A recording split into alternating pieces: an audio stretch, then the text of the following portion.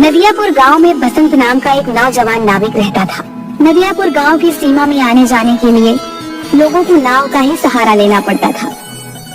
बसंत एक सीधा साधा नाविक था। उसके परिवार में उसकी पत्नी और एक बूढ़ी माँ थी। बसंत बेहद गरीब था।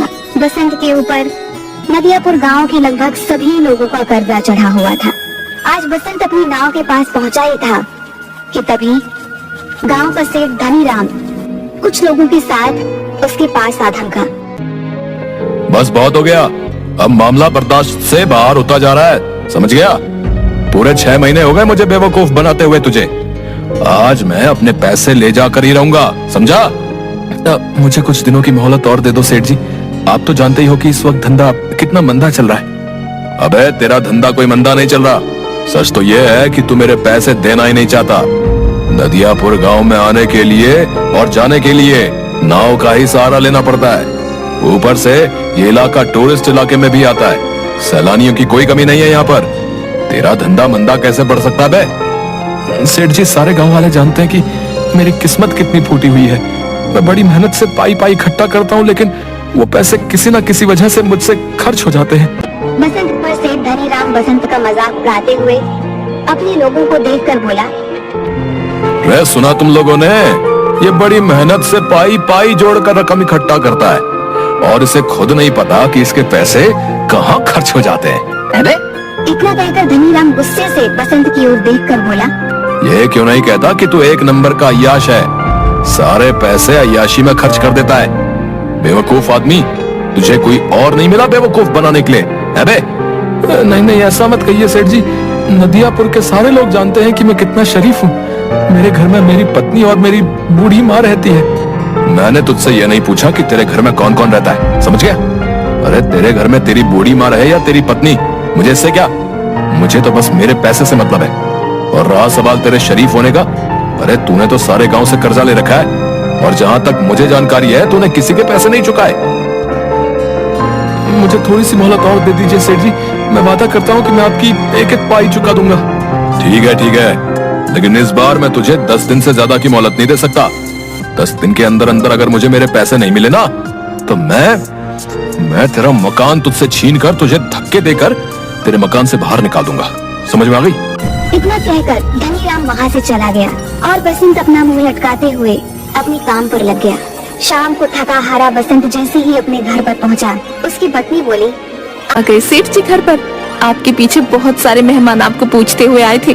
उन्होंने आपका काफी देर तक इंतजार किया और बेचारे इंतजार करके बहुत थक गए। अभी कुछ देर पहले ही गए हैं। झुमकी, मैं जानता हूँ कि तुम किनकी बात कर रही हो।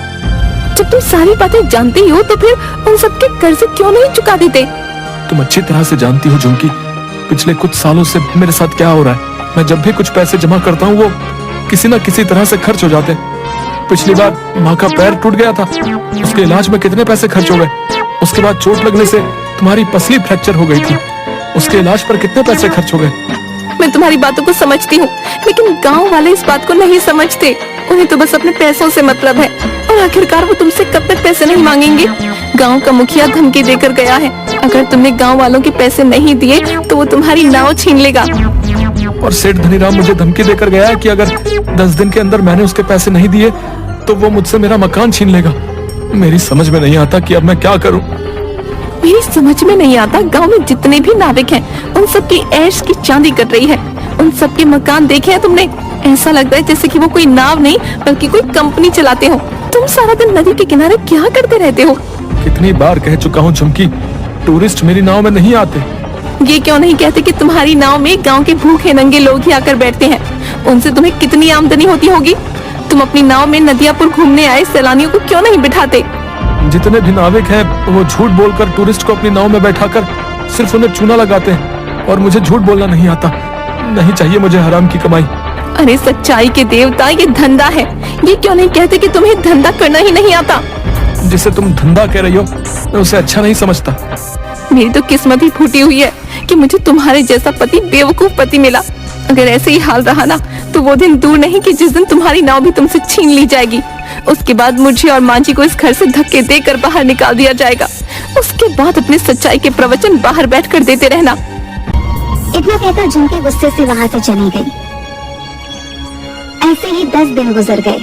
10वें दिन बसंत नदी के किनारे उदास बैठा हुआ गहरी सोच में डूबा हुआ था कि तभी वहाँ पर धनीराम फिर से आ पहुंचा। याद है ना बसंत, आज तेरा आखिरी दिन है। अब इससे ज्यादा मैं तुझे और मोहलत नहीं दे सकता भाई। शाम को मैं तेरे घर पर आऊंगा वसूली करने के लिए। मेरे पैसे तैयार रखना, नहीं तो अपना बोरिया बिस्तर समेट कर चुपचाप चले जाना। इतना कहकर धनीराम वहाँ से चला गया। बसंत अपने आप से बोला, अब क्या होगा? पूरे 10 दिन से मेरी नाव में मुश्किल से 20 मुसाफिर भी नहीं बैठे होंगे। मैं धनीराम के पैसे कहाँ से दूंगा?